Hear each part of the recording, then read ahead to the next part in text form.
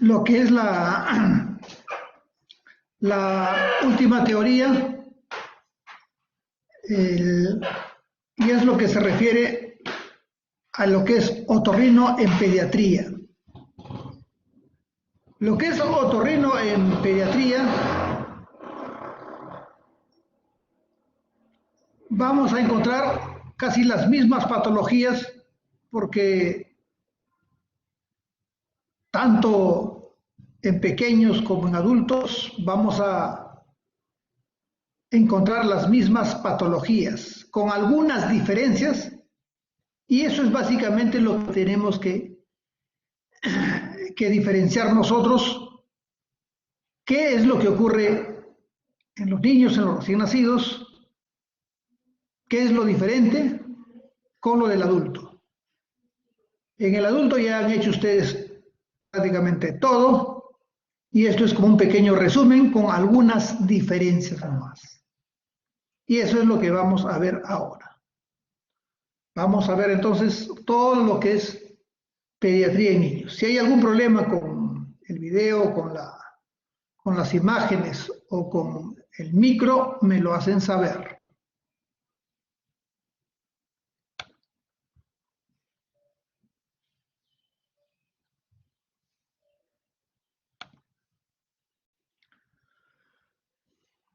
Bien, yo soy el doctor Giancari del Hospital Almenara y vamos a ver, como les digo, todo lo que es pediatría, la parte pediátrica.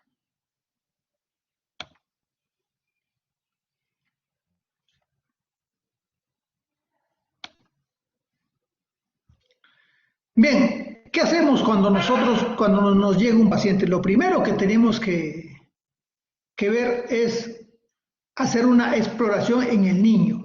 ¿Cuál es la diferencia con el adulto? Ya ustedes se imaginarán, el niño realmente a veces paran con miedo por diferentes motivos, ya lo han examinado antes y no le han dado confianza.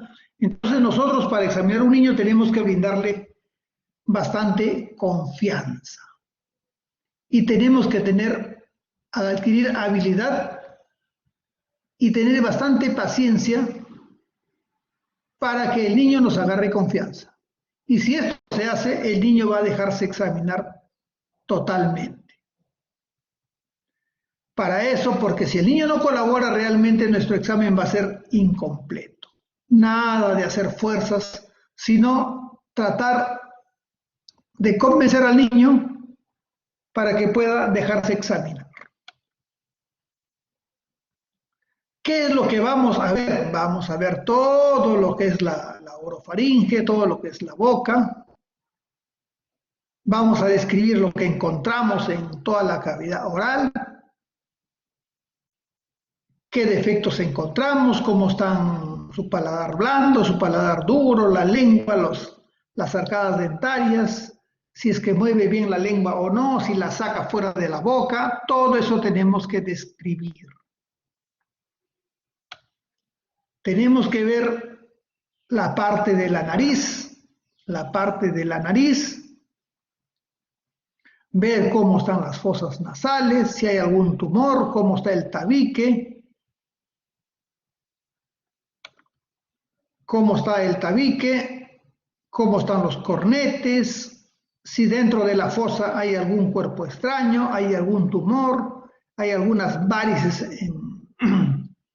en el septum nasal. Todo eso tenemos que ver.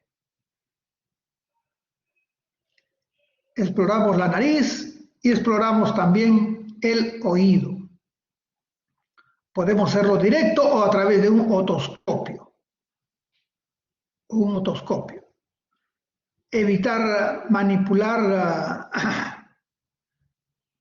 con esfuerzo, porque a veces podemos lastimar, o el niño, una vez que ya le provoca dolor, ya no se deje examinar. Siempre con mucho cuidado en el niño. Mi sugerencia es que siempre ustedes vean el oído, después la nariz y después al final la boca. Porque a veces como uno usa baja lengua, a veces los niñitos le provoca un poquito de arcadas y ya no se dejen examinar. Primero mejor el oídito, después la nariz y después la boca. Pero uno puede comenzar de cualquier parte y describir cada uno de estas partes y de qué es lo que encuentra en nuestro paciente. ¿Qué procedimientos vamos a hacer en niños? Los mismos que se hacen adultos cuando son mayores de 3 años. Le hacemos la acumetría, podemos hacer también la audiometría para describir si hay patología de audición o no. Y esto es básico, la timpanometría. Usamos bastante en niños más que en adultos. Porque la timpanometría lo hago con un aparatito que es un timpanómetro que sella todo el conducto auditivo externo, lo va a sellar y tiene la capacidad de transmitir ondas que hace que se movilice esta membrana timpánica. Se mueve esta membrana timpánica. Y con el movimiento de esta membrana timpánica se va a formar unas gráficas que son más o menos de este tipo. Varias gráficas se forman. Y según estas gráficas, yo voy a darme cuenta qué es lo que está pasando en el oído medio. En el oído medio. Porque si aquí en el oído medio hay líquido y algún tumor, no va a dejar que se mueva la membrana timpánica. No va a dejar que se mueva la membrana timpánica. Entonces, con este examen de la timpanometría, yo me doy cuenta, más o menos, ya tengo una idea de qué es lo que está pasando en el oído medio. Entonces, esta es una prueba objetiva que me va a indicar más o menos la ocupación del oído medio. Lógicamente ya esto tiene que ser corroborado con el examen que hagamos al tímpano, no para hacer un diagnóstico, sobre todo en caso de otitis media serosa, cuando se va empezando a llenar de líquido mi oído medio.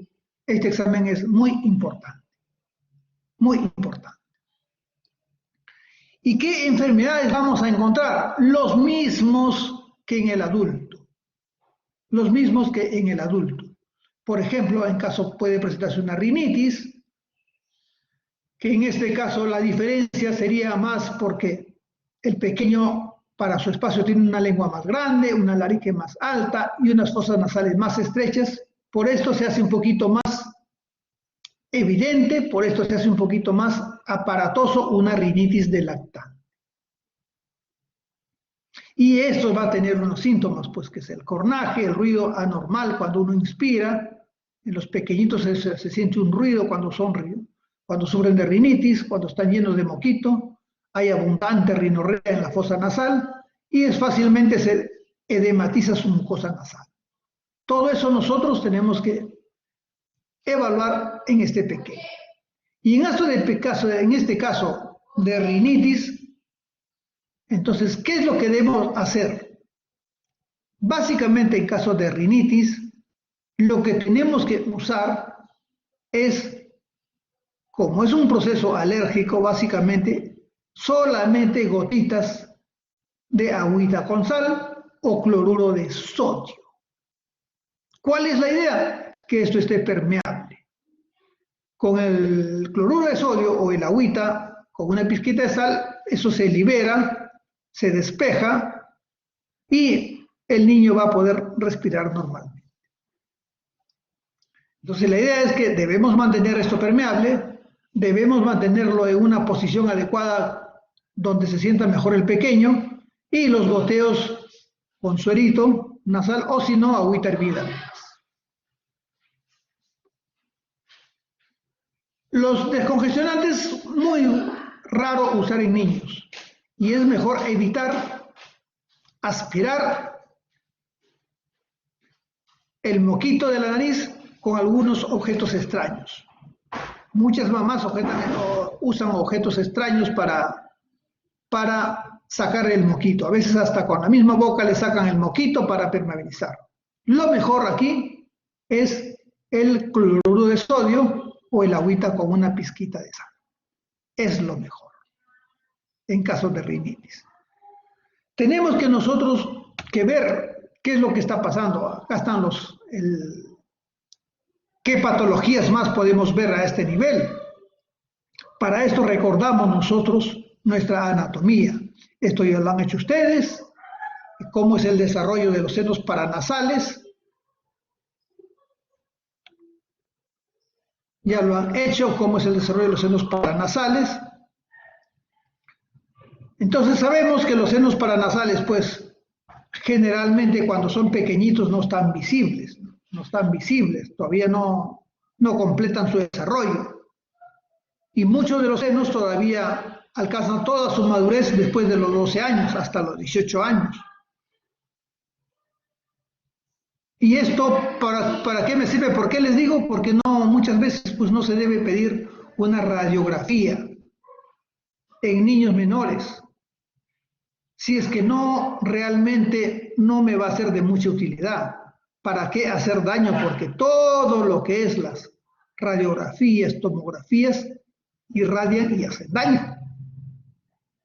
Si yo sospecho que hay alguna patología pues a nivel de seno etmoidal, recién le podré pedir pues mejor si le pido yo cuando ya tiene 12 años, ¿no? Algo que yo tenga alguna duda. Pero si lo pido antes, se va a ver como velado, como si estuviera lleno y es porque todavía no se ha terminado de desarrollar.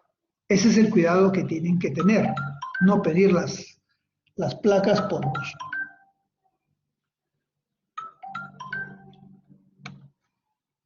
Otras cosas que vemos, también el seno esfenoidal y el seno frontal. Estas cosas, miren, que recién termina su crecimiento hasta los 18 años. Y la neumatización comienza a los 3 años. Si ustedes le piden una plaquita, pues antes, no se va a ver nada. Se va a ver todo como si estuviera ocupado, ¿no? Y les van a dar una falsa respuesta de que está con una sinusitis esfenoidal. Igualito en el seno frontal, ¿no? Recién se van a empezar a hacer visibles a los 5 o 6 años. ¿Para qué le voy a pedir a un niño de 5 años si recién empiezan a verse? Entonces, todo eso es su recuerdo de anatomía. Ustedes lo saben muy bien.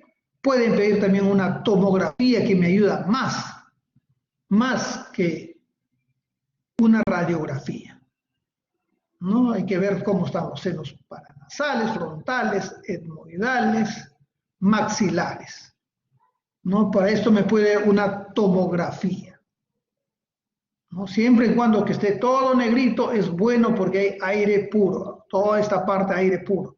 Ver los cornetes, inferior, medio, ver los meatos que estén libres, los meatos, y ver toda la parte respiratoria, por donde pueda pasar el aire.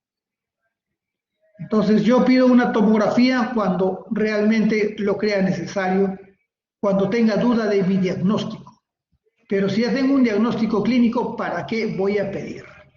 ¿Para qué? ¿Para qué hacerle daño a una criatura? ¿Qué patologías puedo encontrar? Lo mismo que en adultos. La rinosinusitis, ¿no? Que generalmente al inicio son virales, pero después se van complicando. Todo lo que es infecciones que son virales al inicio pueden complicarse, como provocan inflamación de la mucosa, de la nariz y de los senos paranasales, y si está inflamado, fácilmente hace que se meta una bacteria. Cuando es viral, simplemente sintomáticos. Si es bacteriana, ya hay que darle antibióticos. Generalmente los síntomas acá son persistentes y son severos conforme va progresando la enfermedad. ¿Y en cómo hago el diagnóstico? Ya les he dicho, el diagnóstico no depende de una radiografía ni de la tomografía, depende de mi historia y del examen que yo haga. ¿Ya? Si no veo que no hay ningún peligro, no hay ninguna complicación, no debo pedir los exámenes que me van a irradiar. Podemos encontrar nosotros una rinoceronte aguda y una rinoceronte crónica. Agudas son cuando duran menos de 12 semanas y la resolución es completa de los síntomas. Si esto ya se van haciendo más severos, se van haciendo más constantes y me dura más de 12 semanas, entonces, o 3 meses, entonces ya estoy entrando a una rinoceronte crónica, que es lo más probable que aquí ya requiera un tratamiento quirúrgico. Entonces, para eso, si yo doy un tratamiento adecuado cuando es agudo, generalmente remite completamente todos los síntomas. Algunas diferencias con el adulto, solamente que estos dos gérmenes son más frecuentes en el niño que en el adulto. Tanto el Streptococcus pneumoniae como el Haemophilus influenza aumentan más en los niños. Si yo sospecho que no está yendo bien mi tratamiento, ahí recién le puedo pedir pues una tomografía. Y en una tomografía lo más probable es que encuentre de esta forma. Aquí, por ejemplo, en el lado izquierdo hay un poco de compromiso, hay un poco de secreción, aparentemente, con un poco de nivel, y el lado derecho está ocupado totalmente. Entonces, para esto debo darle yo un tratamiento adecuado. El tratamiento básicamente de esto, generalmente si es viral, solo sintomáticos.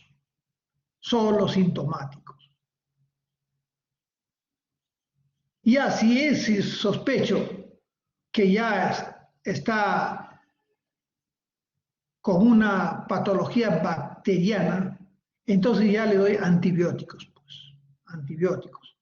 ¿Con qué inicio? Básicamente las penicilinas. Si es un paciente que recién va a tomar antibióticos, penicilinas, esto va bien. No acostumbrarse a darle antibióticos que son de última generación. Hay que empezar con lo básico, siempre es mejor con lo básico y con esto va bastante bien. En algunos casos, si se me va complicando, le puedo dar cefalosporinas, o si ya tomamos ciclinas, cefalosporinas, o también puedo hacer un tratamiento parenteral con ceftriaxona, si es que el cuadro se va a complicar. Igualito que en el adulto, 10 a 14 días, mínimo, porque si no, puede recidivar. A todo esto siempre su tratamiento coadyuvante, básicamente lo que le habíamos dicho es su agüita con sal, su suerito en la nariz, va bastante bien. Los antihistamínicos y descongestionantes, evitarlo. Los mucolíticos, en algunos casos puede ser, tampoco tiene un beneficio claro. Si fuese bacteriano, antibióticos y su cloruro de sodio. Eso es básicamente. En la parte ya, si nos vamos en la parte más baja, vamos a encontrar, para que se recuerden esto, el anillo de Waldeyer, básicamente, que estos son tejidos linfoides que forman un anillo, como un anillo, dentro en nuestra parte, que es nuestra naso y orofaringe. Son las amígdalas que tenemos allí. Dentro de esto, ya han visto todo, es importante esta amígdala que se denomina adenoides y que está ubicado justo en la nasofaringe.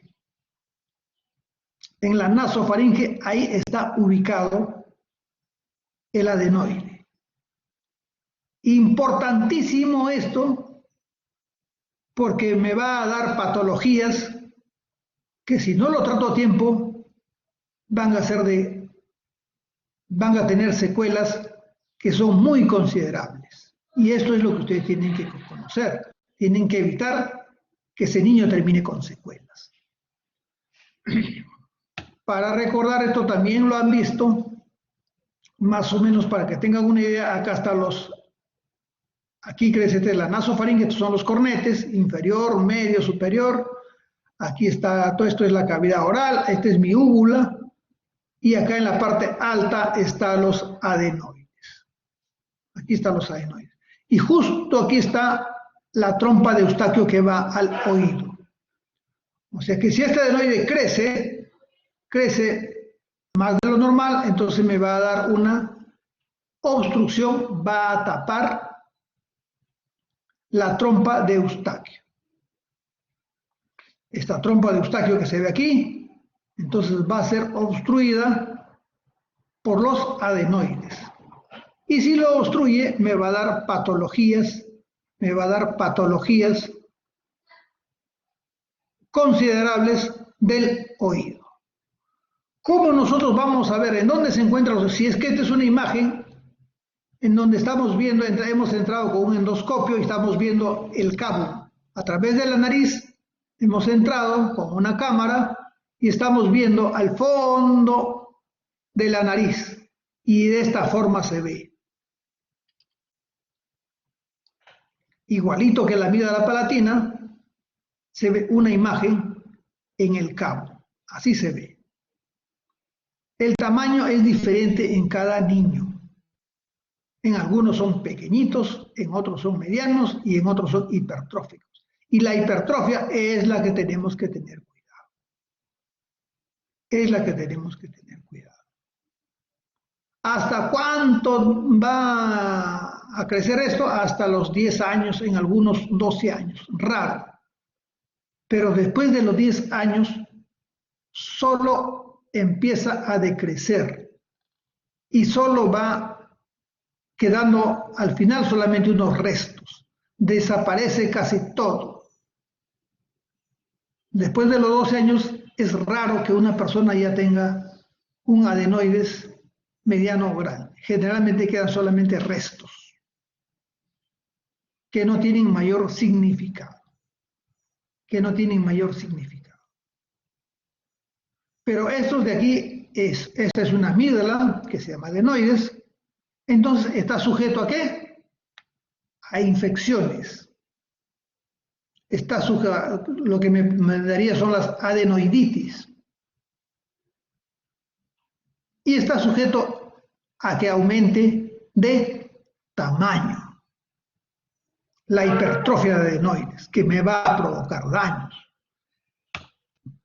Y es importante, aquí nuevamente les repito, miren, así sería el crecimiento de adenoides, ya me tapó la trompa de Eustaquio que va al oído, entonces me va a dar patologías de oído constantemente. Y eso sí no se puede ver, solamente se puede intuir que la adenoide está grande según los síntomas que presente el niño.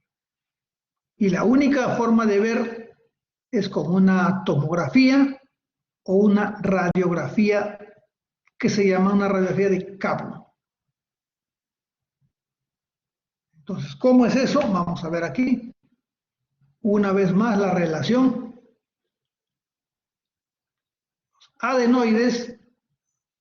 Los adenoides y la trompa de Eustaquio. Si esto crece un poco, me va a obstruir, me va a tapar. Me va a tocar la trompa de Eustaquio, por lo tanto me va a dar patologías de oído. No lo puedo ver, no lo puedo igualar, salvo que levante esta acá la úvula. Si levanto la úvula podría ver una parte, pero es difícil levantar una úvula en un niño, no se van a dejar. Con la justa se dejan ver la faringe y no se van a dejar tocar la úvula. ¿Qué puede pasar acá? Infecciones de esta amígdala denominada adenoides.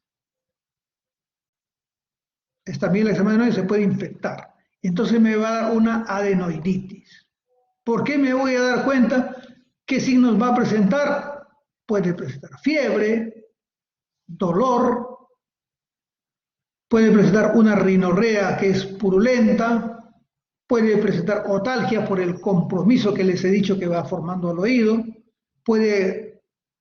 todo esto puede estar más cerradito y me va a dar una obstrucción nasal, una voz nasal, y empiezan también el crecimiento de los ganglios cervicales. Igualito que la infección de la amígdala palatina, los mismos síntomas me puede dar, sino que aquí se acentúa más el compromiso con el oído. El compromiso con el oído.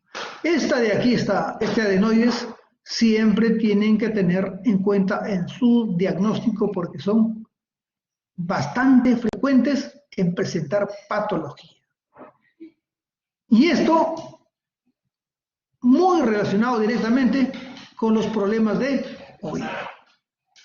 Con los problemas de oído. Y eso tenemos que detectar porque si no vamos a dejar problemas de oído para toda la vida en el paciente. Y puede dar otras cositas más como vamos a ver. Si yo veo entonces otra cosa que aparte de la infección, me puede dar que es un crecimiento amplio y me va a obstruir casi toda la región del cabo. Me va a obstruir casi toda la región del cabo. Por lo tanto, en este caso, no va a poder respirar. Y los pacientes, como en este caso, van a respirar por la boquita. Van a respirar por la boca y van a empezar con las deformaciones faciales. El crecimiento de este adenoides me va a dar entonces puede dar algunas deformaciones faciales, sobre todo de las arcadas dentarias, ¿no?, de los dientes, y eso es lo que tenemos que evitar. Por eso es que este adenoides tienen que tener en cuenta que es muy frecuente las patologías en niños menores de 10 años. ¿Qué me puede ayudar aquí? Una radiografía, y esta radiografía se llama radiografía de Kabum con B chica. Entonces lo que yo hago para pedir si sospecho de los adenoides, entonces pido una radiografía de Kabum y ahí me voy a ver el tamaño. Todo esto, en este caso, todo esto es el tamaño. Todo este es el tamaño y hay solamente un desfiladero pequeño por donde está pasando el aire. En estos casos, lo más probable es que tenga que seguir ya un tratamiento quirúrgico. Un tratamiento quirúrgico. Y según el tamaño de esto, según el tamaño, hay clasificaciones que hay solamente para que sepan que hay clasificaciones. Les voy a hacer un recuerdo de eso, que deben haberlo hecho también. Una clasificación es grado 0, cuando no se ve los adenoides, grado 1, cuando me está comprometiendo el 33%, el grado 2, si es que me está comprometiendo más o menos 66%, y el grado 3, cuando hay una obstrucción completa. Los dos últimos grados van directo a un tratamiento quirúrgico. ¿Y por qué son importantes los adenoides? Porque como es un tejido linfoide, hace la misma función que las otras amígdalas que encontramos alrededor o formando el anillo de Waldeyer. Importante esto, importantísimo esto, porque en el niño vamos a encontrar unas facies características así. Los ojitos, no los párpados, están edematizados como que si no hubieran dormido mucho. Así vive con los párpados ya edematizados. Aquí no se ve en la figura y lo que sí ven sus dientecitos que todos están separaditos como serruchitos y ven que él está con la boquita entreabierta. Vive siempre con la boquita entreabierta. Y después me va dando una alteración y una mordida invertida porque se alteran los maxilares. Se alteran los maxilares y se altera también toda la arcada dentaria. Toda la arcada dentaria. Entonces, si ustedes no se olvidan, hacen su diagnóstico de esto, lo mandan a una cirugía y se acabó su problema. No dejarlo con estas secuelas, porque dejarlo con estas secuelas, pues es muy difícil para todo paciente después volver a su normalidad. ¿No? Entonces, esto tenemos que tenerlo en cuenta. La cirugía de esto es bastante sencilla, hay unos aparatitos especiales como unas canastillas que hacen agarran todo lo adenoides y con unos raspaditos sale sencillamente. Es bastante sencillo, pero tiene que ser con anestesia general. Como son niños, tiene que ser con anestesia general. Tiene que ser entonces con anestesia general en estos casos. En esa forma sería, hay otra forma también de otros tipos de canastillas para hacer los adenoides. En ambos casos, realmente es una cirugía que es bastante sencilla, bastante sencilla. Otra patología que se puede encontrar, la misma que en el adulto, la misma que en el adulto. En este caso nosotros podemos ver las infecciones de las amígdalas o de las tonsilas. Estas son las palatinas, que en este caso vamos a ver si es viral o bacteriana.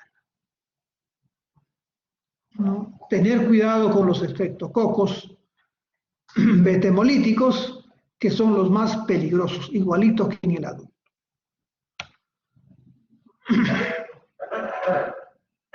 Vamos a encontrar lo mismo que en el adulto, vamos a encontrar en una clínica que venga, él va a referir clínicamente dolor, vamos a ver exudados, vamos a ver que está todo congestionado.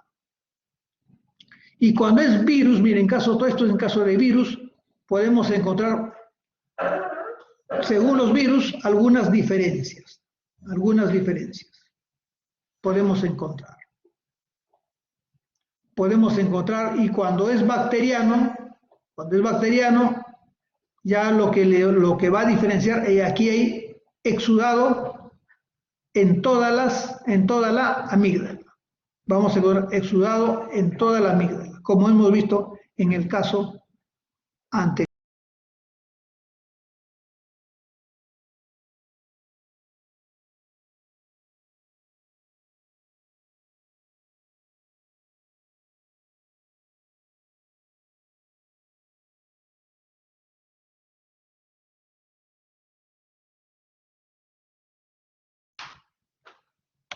Entonces, algunas diferencias vamos a encontrar nosotros cuando es de una causa viral o cuando es una causa bacteriana. También esto lo tienen que haber visto, causa viral y bacteriana, es lo mismo que en el adulto. Y el tratamiento también es el mismo que si sospechamos que es por un virus, básicamente sintomáticos. Le podemos agregar sintomáticos, analgésicos, mucolíticos, antiinflamatorios o antipiréticos. Si sospechamos que es bacteriana, ya le agregamos antibióticos. Según los casos, los mismos antibióticos, a la cabeza siempre las penicilinas, que es lo que debemos indicarle, o en algunos casos también por vía parenteral. De inicio, vía oral, si vemos que ya se está complicando, podemos usar ya la vía parenteral, con inyecciones de penicilinas de otra generación. En los niños alérgicos a las penicilinas podemos usar eritromicina, acitromicina, claritromicina, igual que en el adulto, cambiar de antibióticos en estos casos. En algunos casos más es en adultos, pero si sospechamos que hay anaerobios acompañando a mi infección, puedo agregar la clindamicina o el metronidazol. si sospecho que hay un componente de anaerobios, sobre todo cuando se están formando abscesos retroamigdalianos o faríngicos. Cuando hay procesos entonces crónicos de amígdala, ya como han visto eso, tienen que ya hacerse un tratamiento quirúrgico. Y esto es lo mismo que han visto antes. Las indicaciones para indicar una amigdalectomía, entonces, es que haya una infección 3 o más veces al año. Pero esto que sea evidenciado por un médico, no debe haberlo diagnosticado la vecina ni la comadre, ¿no? El diagnóstico tiene que haberlo hecho un médico. Si tiene 3 veces más o 3 veces o más al año, ya se indica extraer las amígdalas. Si ha habido un absceso, un flemón perimegaleno también.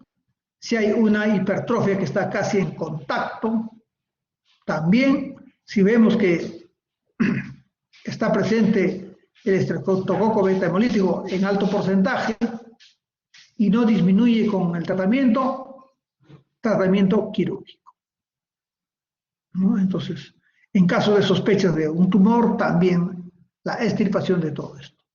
Eso ya lo han visto, y es lo mismo que en el adulto. La extirpación solamente se diferencia que en este caso es con anestesia general. Con anestesia general. Solamente aquí algo que quiero que vean, los síntomas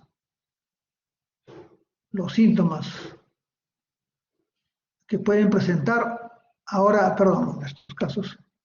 Eso es en cuanto a lo que es amígdala. Esto es en cuanto a lo que es amígdala. La otra cosa que vamos a encontrar algunas diferencias en la otitis media aguda, que es lo mismo que en el adulto, solamente que en este caso es más frecuente porque hay patología de adenoide que me va a complicar el oído medio y me va a dar otitis media a repetición en los niños. Muy frecuente en niños más que en adultos. ¿Por qué? Porque se obstruye la trompa de Eustaquio. Al inicio, como se obstruye la trompa de Eustaquio, se va llenando el oído medio de líquido, y como se estanca, eso no tiene por dónde salir, se va infectando. Se va infectando. Y cada vez se va haciendo más severo. ¿Qué síntomas vamos a encontrar? En estos casos va a haber síntomas específicos e inespecíficos. Vamos a encontrar dolor, baja de audición, secreción en el oído, ruidos como acúfenos, como tinnitus y vértigos en muchos casos. Todo esto es por compromiso propiamente del oído. Pero como toda infección me puede dar fiebre, anorexia, irritabilidad, y esto es lo que quiero que vean, que muchas veces no le dan importancia y los confunden. Cuando ustedes estén en su serón, cuando estén ustedes en la emergencia de un hospital, viene un niño con náuseas, vómitos, diarrea, ¿en qué piensan? Básicamente en enfermedad diarreica, lo tratan como una enfermedad diarreica. Cuando venga un niño con náuseas, vómitos y diarrea, mírenle el oído. Puede ser una otitis y ahí está el foco. Cuando vienen con estas cositas, a veces muchos los confunden, se van directamente a tratar esto, le dan su suero, le dan sus sintomáticos y lo mandan a la casa y no ven el oído. Puede mejorar esto un poco, pero la patología de oído va avanzando. No se olviden de estos que son inespecíficos, tenerlo en cuenta, que puede tratarse también de una otitis media aguda. Lo corroboran con un examen, viendo todo esto que estamos viendo con un otoscopio, viendo el tímpano que debe estar claro, debe ser una placa blanquecina nacarada, y debo de encontrar yo el cono o triángulo luminoso. Si esto está normal, entonces no hay ningún problema de infección. Si el triángulo luminoso está normal, como en este caso, recién quiere congestionarse, pero aquí está normal. Si esto está el triángulo luminoso está presente, quiere decir que dentro del oído no hay líquido. En este caso no hay, se ve el triángulo luminoso, se ve aquí el martillo. En este caso ya no se ve ninguna figura, no se ve el triángulo, no se ve nada. Todo está edematizado, abombado. Si hay alguna pregunta que quieren hacer, la hacen en cualquier momento. El tratamiento de una otitis, igual que en el adulto, ¿no? Igualito, no se utiliza los mismos antibióticos, solamente según los miligramos, y en el niño en jarabe y en el adulto en tabletas o cápsulas. ¿No? Siempre empezando con las penicilinas. Siempre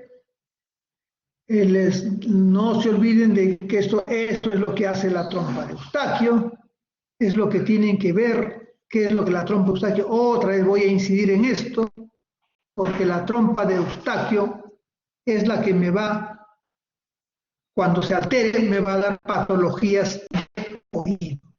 Esta es la función de la trompa de Eustaquio. No, esta es la función, siempre estar semiabierta. Y según la presión que haya, va a cambiar. El tubo debe estar casi cerrado, abrirse por momentos para que pueda eliminar la secreción del oído que se limpia y debe caer a la nariz y garganta. ¿Y cuál es la diferencia con el adulto?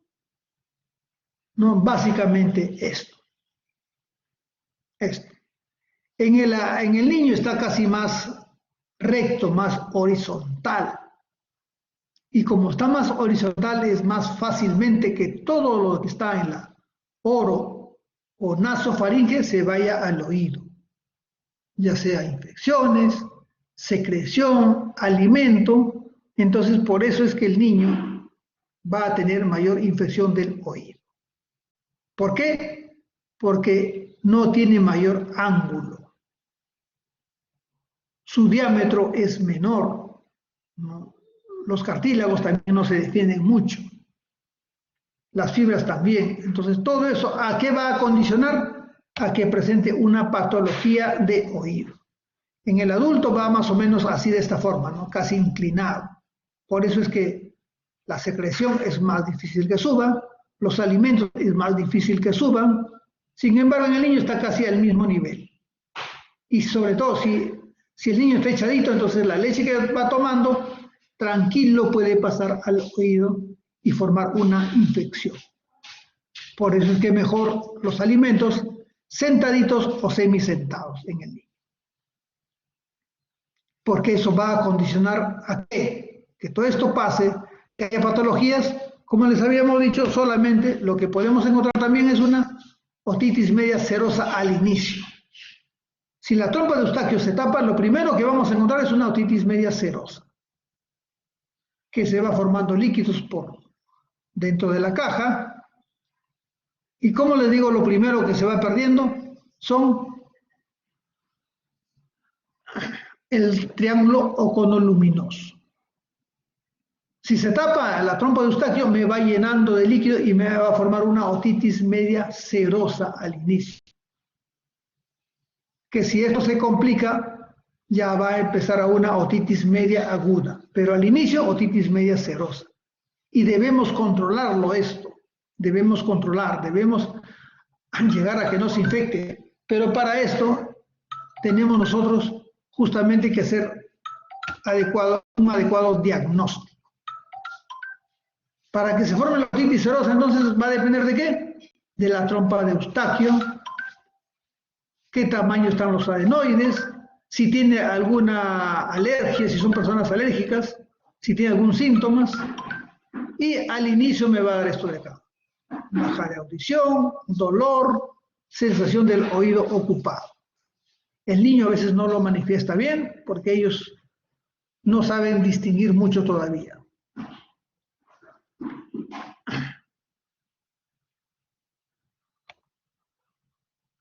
Entonces, podemos ver así unas pequeñas burbujas, como una burbujita, se ve en una otitis serosa, se ve que está formando como unas burbujas que se evidencia en la membrana timpánica.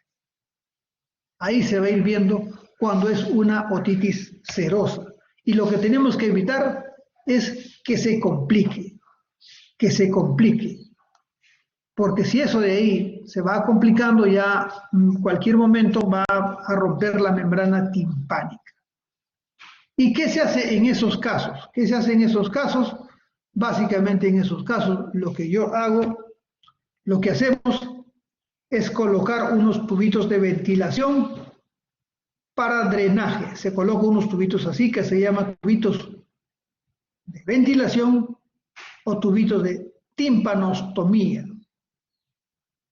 Tubos de ventilación o tubos de tímpanostomía, que lo coloco exactamente en la membrana timpánica. Son como unos carretitos que se ve solo con microscopio y esto permite que salga todo el líquido, pero no permite que ingrese nada, porque así es la válvula que tiene. Sale todo, pero no ingresa nada. Entonces, estos se llaman los tubitos de ventilación. ¿Para qué? Para drenar toda la secreción que se forma en el oído que no pueda salir por la trompa de Eustaquio. Porque por aquí debe drenar, pero como está cerrada, entonces va a romper el tímpano. Y para evitar que rompa ese tímpano, le pongo yo este tubito que se llama tubito de ventilación. Y así debe verse en mi examen. Cuando lo veo, así se ve. Se ve una parte, lógicamente la otra parte no se ve, pero es así, de esta forma, como en este esquema.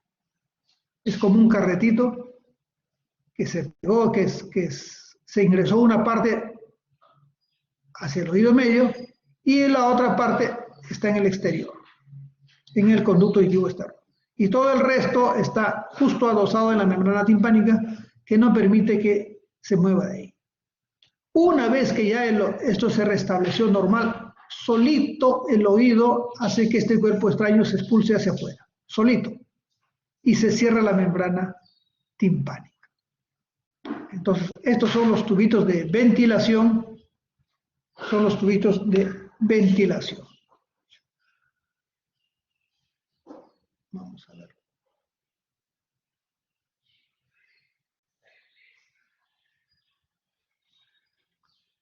Un momentito.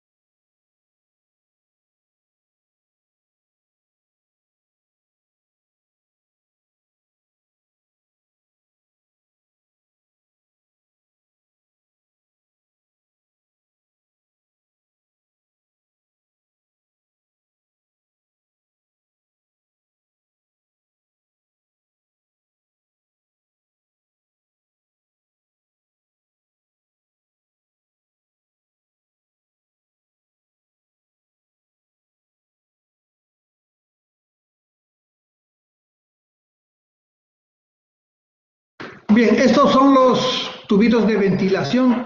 De otras formas, cuando son muy crónicas, son tubitos que se forman, que tienen como una T cuando es de larga duración.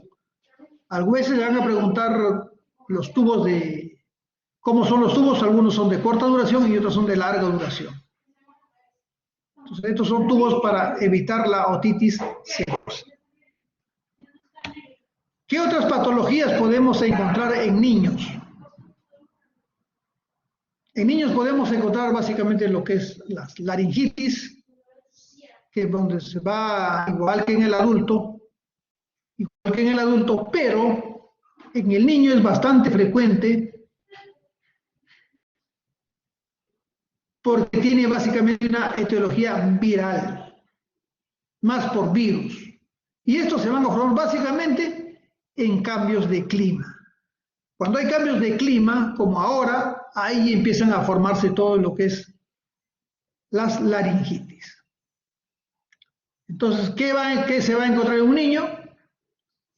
Una tos que es muy persistente, le llaman la tos perruna, puede empezar con alteraciones de la voz, disfonía, después afonía, y después se va agravando, va a empezar con estridor, ¿no? Y dificultad respiratoria según el compromiso del pequeño. Todo esto puede encontrarse en una laringitis. En una laringitis, entonces, aquí como es una inflamación y por donde pasa el aire, entonces yo tengo que tener bastante cuidado, no puedo dejar que eso avance, porque por ahí pasa el aire. Y si pasa el aire por ahí, entonces nosotros tenemos que tener mucho cuidado porque si eso se cierra, entonces no tenemos cómo respirar. Entonces, ese tipo de cosas podemos encontrar. ¿Qué otras cosas podemos encontrar en niños con diferencia del oído? Esto de acá sí es lo mismo. Podemos encontrar cuerpos extraños, objetos extraños, ya tienen que haber hecho en su práctica cómo se hace el tratamiento de estos. Podemos encontrar cuerpos extraños inanimados y animados. Podemos encontrar todo tipo de insectos. Podemos encontrar cuerpos extraños también en nariz. Y muchas veces se confunde un cuerpo extraño en nariz. Los cuerpos extraños en nariz pueden ser tanto en adultos como en niños, pero en niños es más frecuente por la etapa escolar. Entonces, estos cuerpos extraños hay que retirarlos, como ya lo han visto todos en su práctica. Lo único que acá le voy a hacer hincapié en esto es que cuando les llegue un niño a su consulta y viene con una rinorrea con moco amarillo verdoso por una fosa nasal, o por las dos, viene con moco amarillo verdoso, le dieron tratamiento, mejoró y vuelve a venir otra vez. Le dan tratamiento, mejora y vuelve a venir otra vez. Entonces, en estos casos, lo más probable que si el niño no tiene fiebre, no tiene malestar, no tiene otras molestias, solo moco amarillo verdoso por una fosa nasal, lo más probable es que ahí encontremos un cuerpo extraño. Los cuerpos extraños que sea de cualquier naturaleza, entonces los cuerpos extraños de que sea de cualquier naturaleza, entonces con el tiempo se van a infectar y va a dar moco amarillo verdoso. Entonces, esto es lo que ocurre. Un momentito, por favor.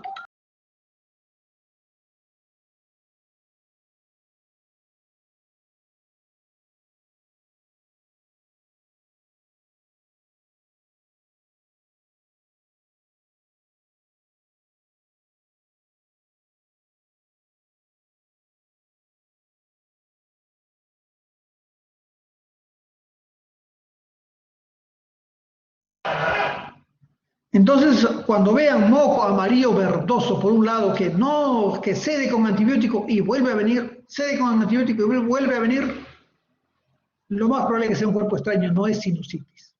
Porque la sinusitis me va a dar pues fiebre, malestar general, me va a dar tos. En estos casos, si no tiene nada, piensen en un cuerpo extraño. Busquen bien y van a encontrar un cuerpo extraño. Otros cuerpos extraños pueden estar en la laringe, en la tráquea. Tengan mucho cuidado con los cuerpos extraños. Algunos en esto vimos en el Almenar hace un año, esos que son imperdibles. A veces lo tienen en la ropita y el niño jugando se lo pone a la boca y lo pasa. Lo pasa. Hay que tener mucho cuidado con los objetos extraños. Entonces, eso, según los objetos extraños, nosotros le damos un tratamiento para el niño, que esos objetos extraños de laringe ya tiene que ser en sala de operaciones. Eso no lo van a poder hacer en su consultorio, tienen que derivar. Todas esas patologías, como hemos visto, básicamente se presentan tanto en niños como en adultos. Ahora vemos la otra parte, que son las malformaciones, que son las patologías de los recién nacidos, y que esto tienen que saber, pues, esto sí tienen que saber. Esto tienen que saber. ¿Qué patologías podemos encontrar en las malformaciones? Un minutito, por favor.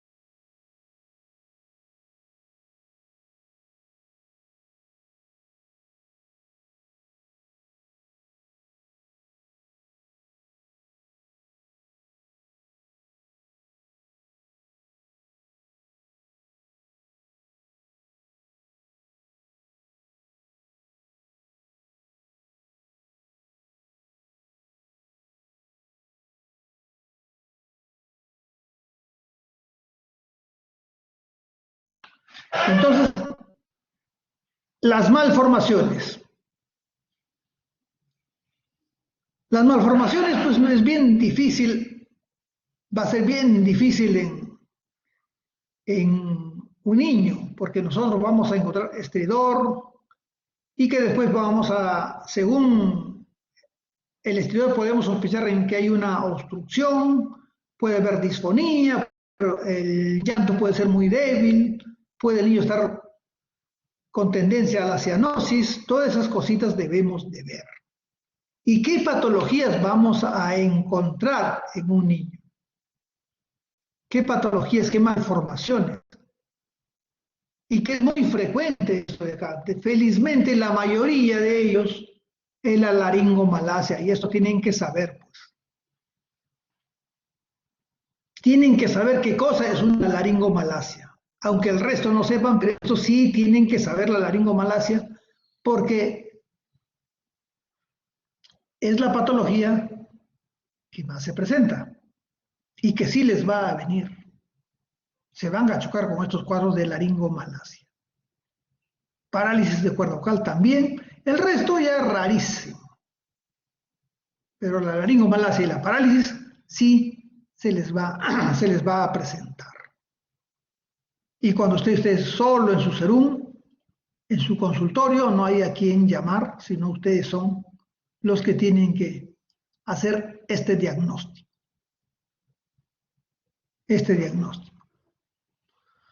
Entonces, la mayoría son laringomalacia. Como recordarán ustedes, en su examen, en su anatomía, cuando veían la laringe, veían acá como una B las cuerdas vocales, como una V la cuerda vocal derecha, cuerda vocal izquierda. Es como un triángulo en mi vértice y mi parte posterior. Entonces, y aquí van a ver ustedes como una lengüeta, como una lengua en esta zona de arriba, que es la epiglotis. La epiglotis, que es de esta forma más o menos, casi 180 grados, la epiglotis. Pero por alguna razón, por las malformaciones que me pueden dar, se puede deformar esto, se deforma así, como un herraje, como un omega. ¿Y qué es lo que va a ocurrir con esto? Es que me va a dar una disminución de la apertura de las cuerdas vocales. Esto se va a alterar. Entonces, esto es un componente de la laringomalacia. Se va a cerrar esta luz que tiene que estar bien amplia, se va a cerrar, va a ser limitada. Entonces, ¿qué es la laringomalacia? Aquí tenemos la definición. Todo esto es la laringomalacia. ¿Qué cosa hay? Una anomalía de toda la laringe.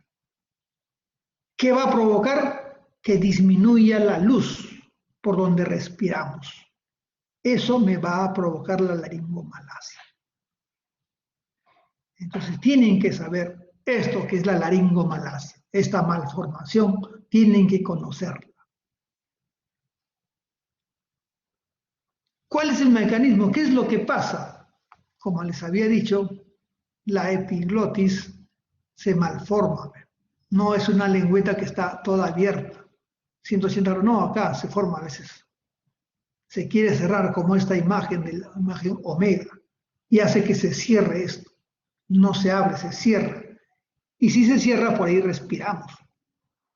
Y si por ahí respiramos, nos va a limitar la respiración.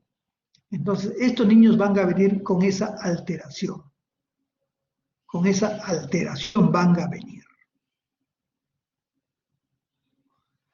Se puede formar, se puede ver de esta forma. Voy a pasar otra vez porque tienen que saber esto. Tienen que saber esto.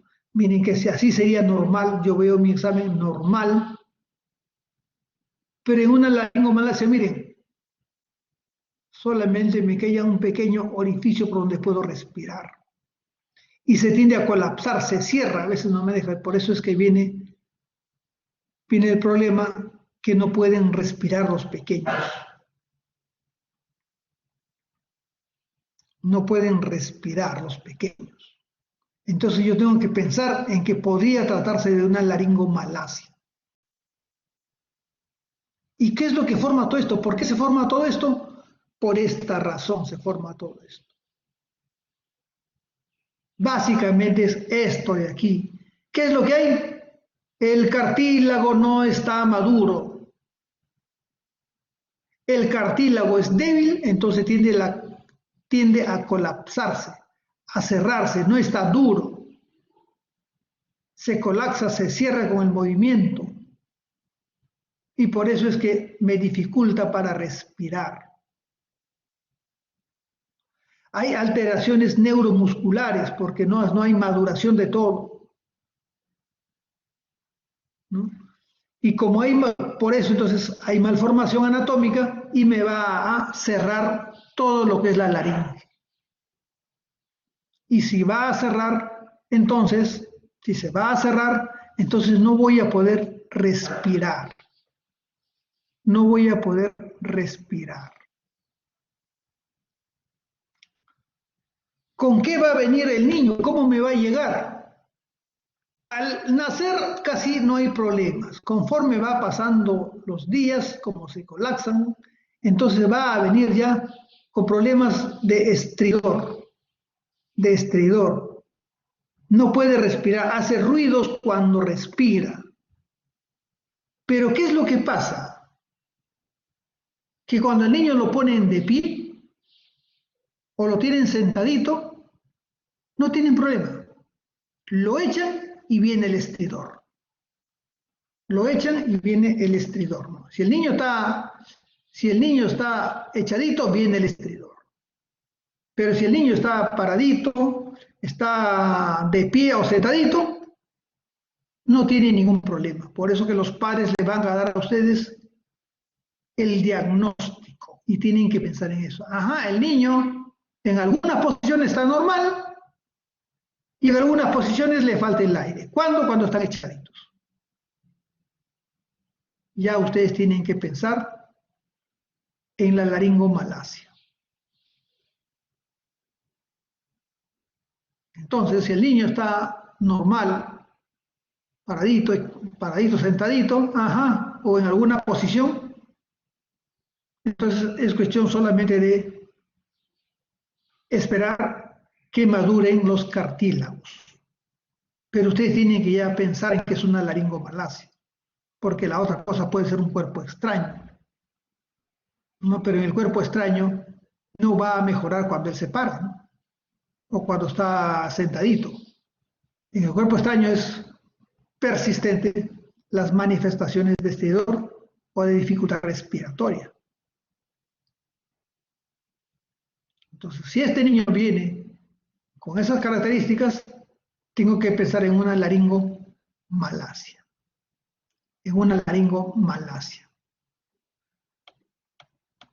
Felizmente, que la mayoría de estos, de la laringomalacia, que es la mayor parte de estas patologías de malformación, la mayoría es benigna.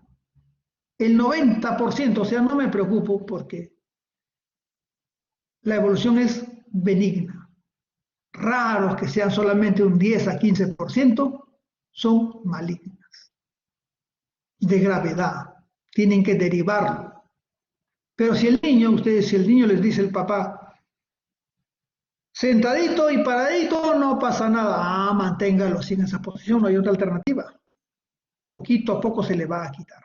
No hay otra alternativa. Tiene que estar así y esperar. Pero si lo ven que se pone moradito, si lo ven que le falta mucho el aire, entonces tienen que derivarlo de inmediato. Tienen que derivarlo. En esos casos lo derivan. Entonces, como esta es una patología benigna y ya ustedes más o menos saben por qué se produce, saben que la mayoría es benigno, simplemente le dan un tratamiento sintomático. Tratamiento sintomático. No, a la mayoría, el 90%, autolimitado solamente vigilancia. En los graves, traqueostomía tienen que derivarlo.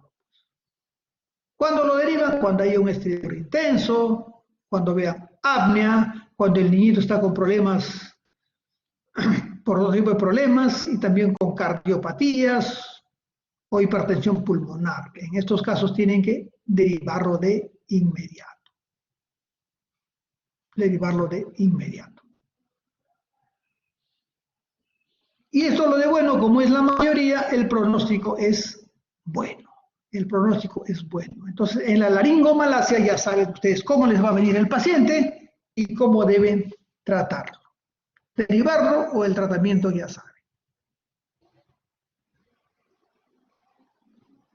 Otra cosa que se les puede presentar en las malformaciones son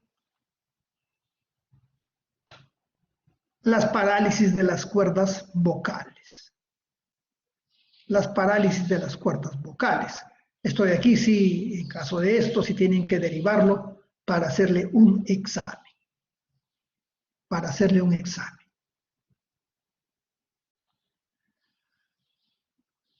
Pero para hacer el examen, para hacer el examen de las cuerdas vocales, ya tiene que ser en sala de operaciones. Y a propósito de cuerdas vocales, vamos a ver cómo sospecho, cuándo sospecho yo de las cuerdas vocales. Ustedes han visto que las cuerdas vocales son dos y es como una B. Si no ven eso o no entienden, me avisan. Es como una B. Esto de acá es abducción, aducción. abducción, aducción. Si hay parálisis de cuerda vocal, entonces, suponiendo que la cuerda vocal, las dos cuerdas vocales se paralizan, entonces tengo que ver yo qué síntomas tiene. Cuando esto se abre, estoy respirando bien. Y ahí no puedo hablar porque mis cuerdas vocales no chocan. Para hablar tienen que chocar. Ahí estoy hablando bien. Y no puedo respirar porque el aire no pasa. Ahí mis cuerdas vocales así están hablando bien. Sale la voz, pero no respiro. Y cuando se abren, respiro y no hablo. Se cierran, hablo y no respiro. ¿No? Ahí estoy hablando y ahí estoy respirando. Parálisis de cuerda vocal en abducción. ¿Cómo estará mi respiración? Normal. ¿Cómo estará mi voz? Disfonía o afonía. Parálisis bilateral de ambas cuerdas vocales en abducción. ¿Cómo está mi voz? Disfónica o afónica. Mi respiración normal, porque por ahí pasa el aire. Parálisis bilateral en aducción. ¿Cómo está mi voz? Normal, porque esto va a chocar. ¿Cómo está mi voz? Distrés respiratorio, porque no se abre. No pasa la respiración, el paciente se va a morir. Si no entienden, me avisan. Aunque deben haberlo hecho en su práctica esto. Parálisis en aducción bilateral. ¿Cómo está mi voz? Normal. ¿Cómo está mi respiración? Distrés respiratorio. Las cuerdas vocales se abren, se cierran, se abren, se cierran. Parálisis unilateral, esta de aquí, se paralizó en aducción, en el centro se paralizó. Él va a hacer el efecto a esto. ¿Chocan? Sí. O sea que sí hay voz. ¿Cómo estará mi voz? Normal.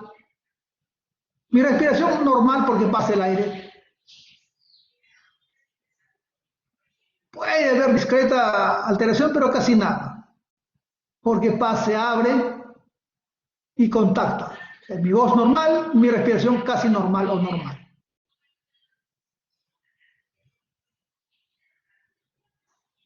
Parálisis unilateral en abducción va a ser ese efecto. No choca, por lo tanto, va a haber disfonía. Mi respiración normal.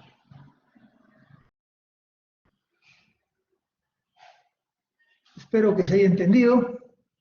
Hasta ahí ya saben qué es lo que está pasando en una parálisis de cuerda vocal, qué es lo que está pasando. Doctor, buenas tardes. Disculpe, una pregunta. Sí. En parálisis unilateral, el movimiento de aducción en voz es normal. A ver. Ahí, ¿se ven mis dedos? Se ve bien. Ya. A ver, ¿cuál es tu pregunta? En unilateral, en aducción, está en el centro. Ocurre este fenómeno. Ya, está paralizado. ¿Choca? Sí choca. Por lo tanto, puedo hablar normal. ¿Pero no habría un grado de disfonía? Disfonía no, porque está chocando. Okay. Normal. Pero si se paraliza en abducción, como creo que estás pensando en abducción, ahí sí no llega. Y ahí sí mi voz está disfónica. No llega, no choca. Perfecto, doctor, ya entendí. Muchas gracias. Entonces, de esa forma,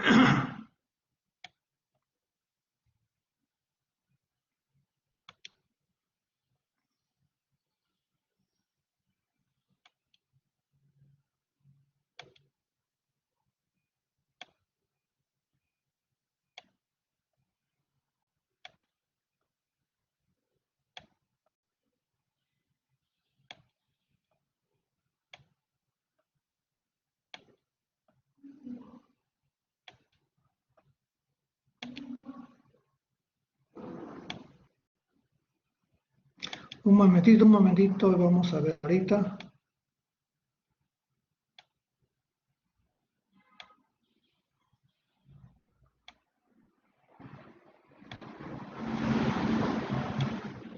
Vamos a ver esta parte aquí, no sé por qué no.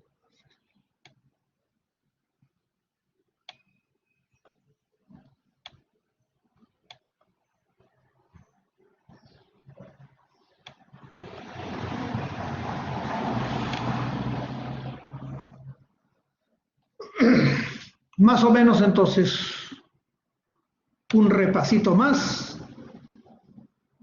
Se abre, se cierra. Aquí está abierto, aquí estoy respirando, aquí estoy hablando. Estoy hablando, estoy respirando. No, si es la parálisis en el centro, que sería aducción, este se mueve. Se mueve, choca y puedo hablar y puedo respirar. Puedo respirar. No, en estos casos eso es lo que creo que no había quedado tan claro. Pero si fuese en la parálisis, ambos están en el centro, en aducción, mi voz como contactan es normal. Lo que no puedo es respirar, está alterada la respiración.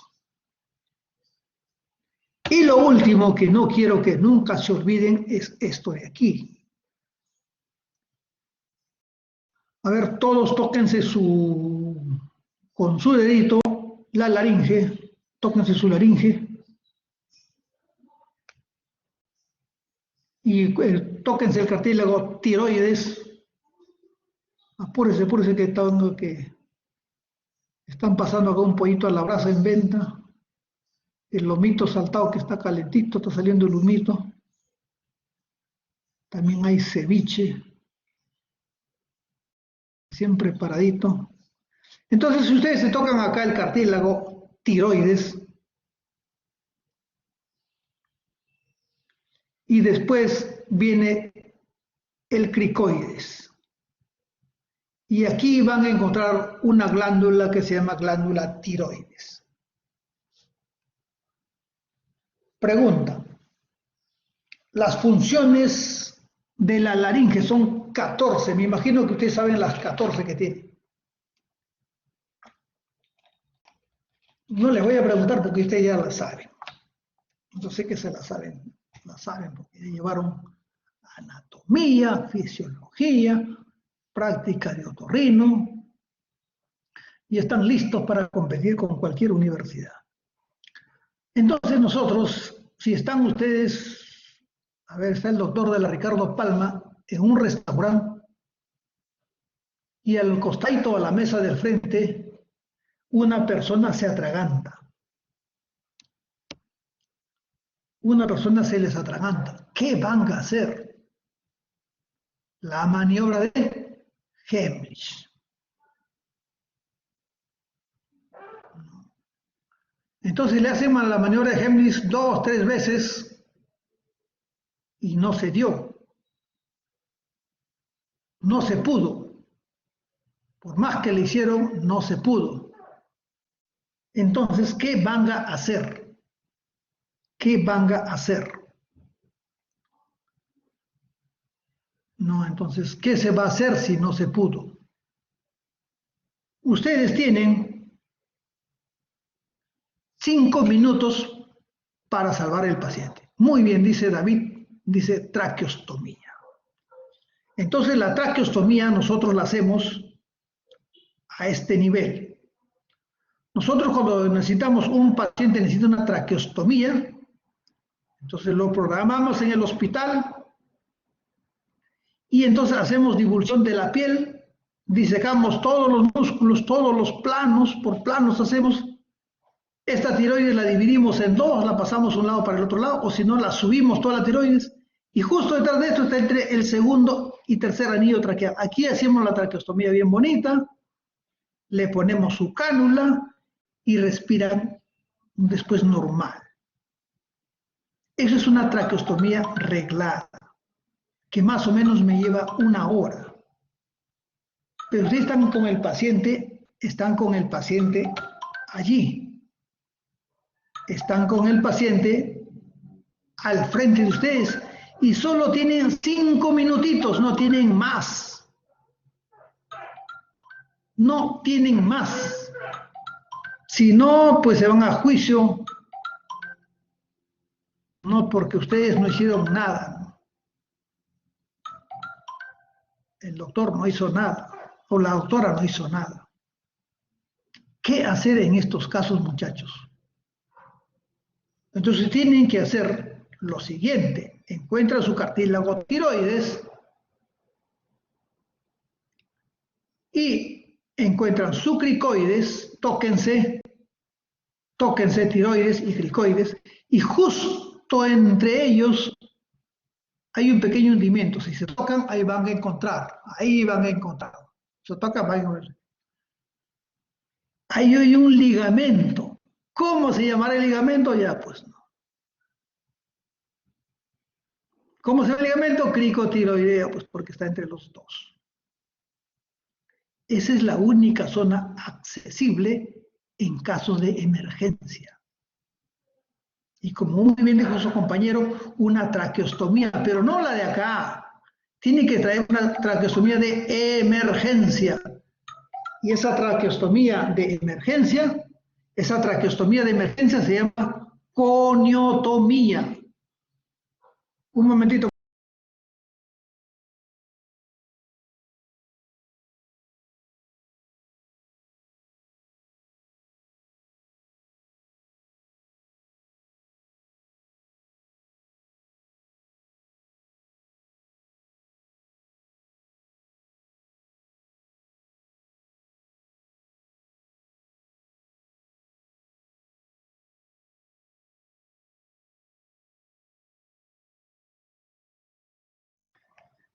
Entonces, esa traqueostomía se llama una coniotomía o traqueostomía de emergencia.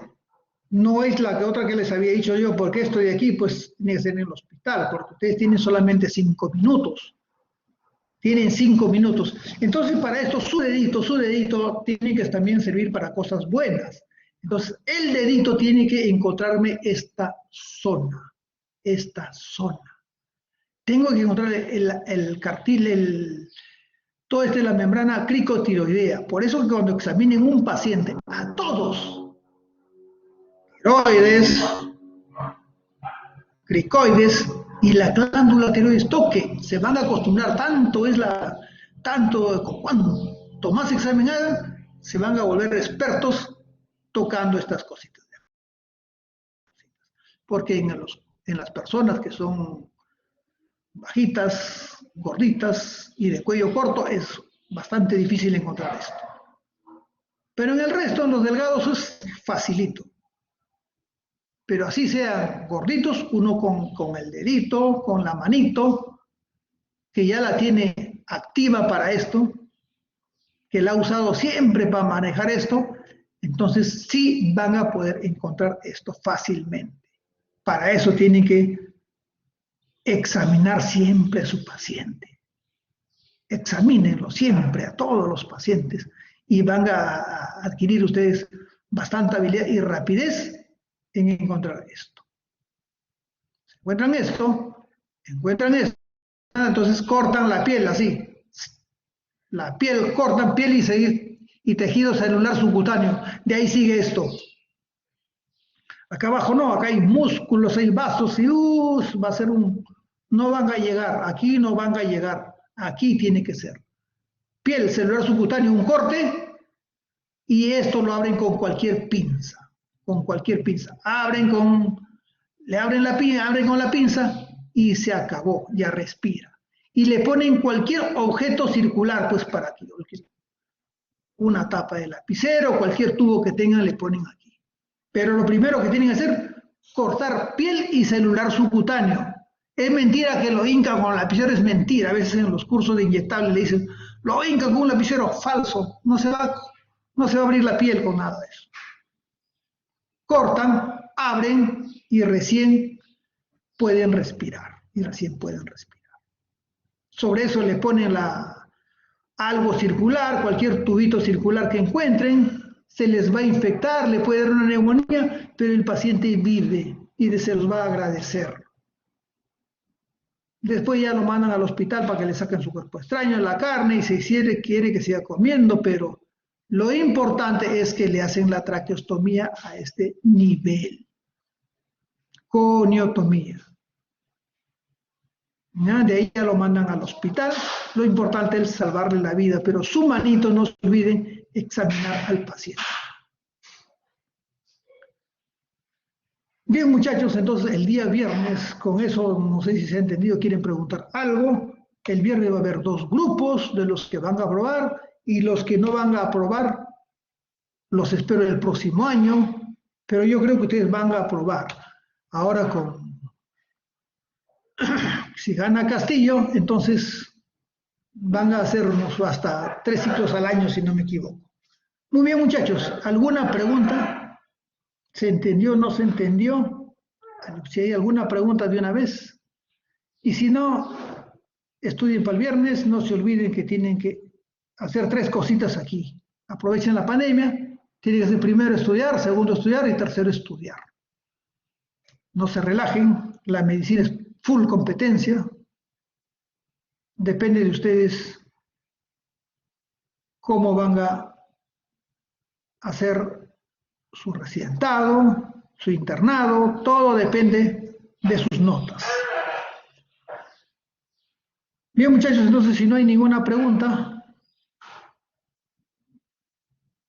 aquí terminamos. Y suerte para el examen.